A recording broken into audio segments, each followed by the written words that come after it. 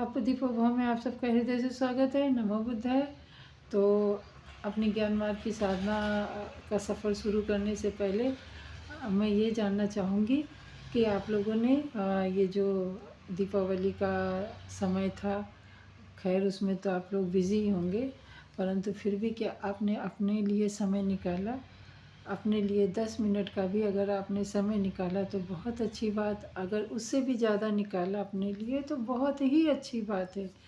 क्योंकि हम जो कुछ भी कार्य करते हैं वो स्वयं अपने लिए करते हैं, ना कि दूसरों के लिए। क्योंकि जो हमारे कर्म रहते हैं, हम जैसे भी कर्म करते हैं, कर्म मतलब रोज़ का ही रोज़ की जो दिनचर्या रहती है, आप उन्हीं दिनचर्या में अच्छे काम भी कर सकते हैं और उन्हीं दिनचर्या में आपसे बुरे काम भी हो जाते हैं। तो जैसा काम करते हैं, आपका आने वाला समय जो कि भविष्य कहलाता है वैसे ही बनता है।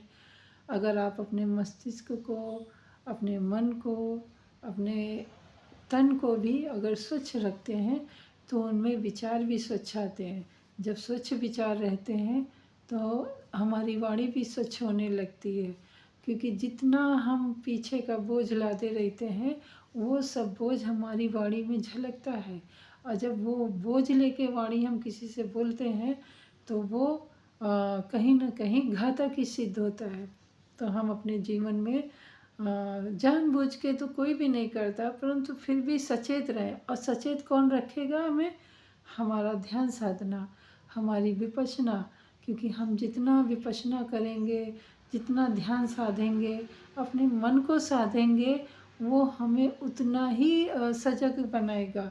क्योंकि अगर जाने अनजाने हमसे जो बुरे कर्म हो जाते हैं और अगर हम विपश्यना कर रहे हैं, हम विपश्यी हैं, रोज़ कम से कम अपने मन को चाहे 2 मिनट साधें या अपने मन को 2 मिनट ही ध्यान दें, तो ये हमारा मन ही हमारे लिए जैसे कि नहीं कि बच्चों को सिखाने के लिए टीचर होते, वैसे ही ये मन हमारा काम करेगा।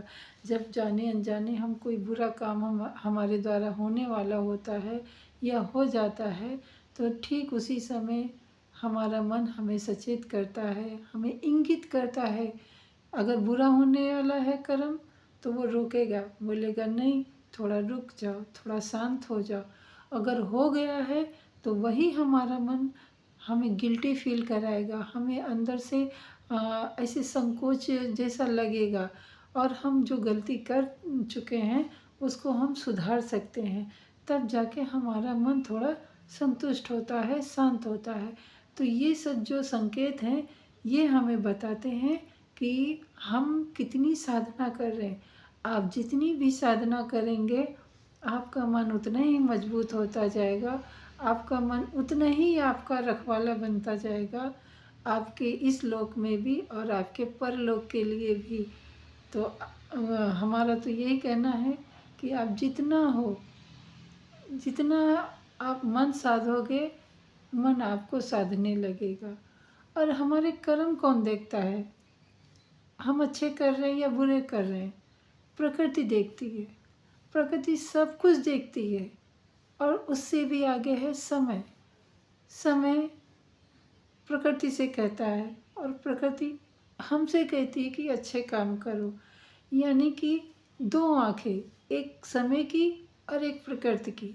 ये 2 आँखें हमें हमेशा ही देखती रहती हैं। हम क्या कर रहे हैं, क्या नहीं कर रहे हैं, क्यों कर रहे हैं, कैसे कर रहे हैं, हम लोग शायद ना जान पाए, पर प्रकृति बहुत ही बारीक तरीके से हमारा निरीक्षण करती है और निरीक्षण करने के बाद, मूल्यांकन करने के बाद हमें वैसे ही जीवन देती है जैसे कि हमारे कर्म होते हैं।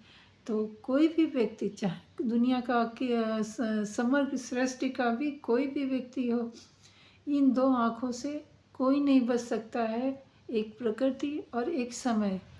हालांकि यहाँ पे मैं ये कह दूँ कि जैसे कि भगवान बुद्ध ने बोला था कि ईश्वर हैं, देवता हैं, देवी हैं, सब हैं, पर वो जब आप कुछ कहोगे, करोगे, तभी वो सजग होती हैं, नहीं तो वो चुपचाप रहती हैं। तो कहने का मतलब है बुद्ध जी ने भी यही कहा है, उन्होंने भी कर्मों पे ही बल दिया है कि आपके कर्म के अनुसार ही आपके देवी देवता भी आपका काम सुनते हैं, आपके कर्म के अनुसार ही आपके देवी देवता भी वही देते हैं जैसे आपके कर्म होते। यानी ना देवी हैं, ना देवता हैं, ना कुछ भी नहीं है। कहने का मतलब है आप स्वयं खुद में सब कुछ हो, आपके अंदर वो सब कुछ है, ईश्वर भी आप में ही छुपा बैठा है। तो फिर आप कहाँ किसी को खोज रहे हो? कर्म ही हमारा ईश्वर है, समय ही हमारा भगवान है, प्रकृति ही हमारी रखवाली करती है। हमारा भरण पोषण कौन करता है? अगर हम काम नहीं करें, हम खेती किसानी नहीं करें, हम उद्योग धंधे नहीं डालें, तो क्या भगवान हमें थाली परोस के दे के जाएंगे? या अब तक का जो जीवन आपने जिया है, आप बिना हाथ पैर हिलाए, क्या आपको खाने को मिल गया है? क्या आपको वो सब कुछ सुविधाएं मिल गई हैं जो बिना आप चुपचाप बैठे रहे आपके सामने सब आता गया? नहीं ना।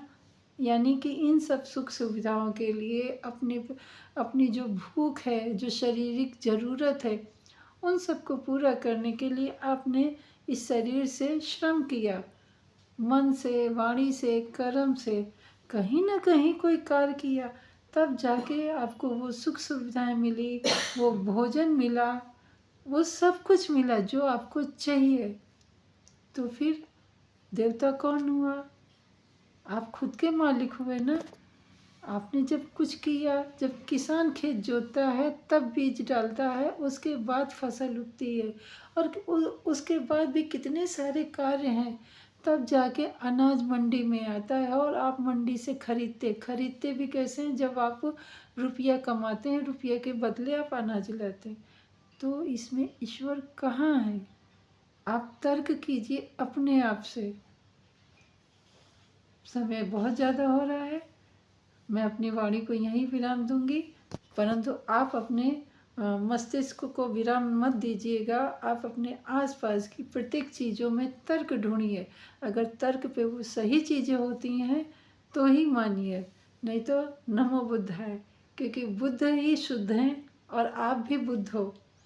जिसने अपने शक्तियों को जान लिया, जिसने समग्र संबुद्ध हो गया, वही बुद्ध है। यानी प्रत्येक प्राणी में बुद्ध है।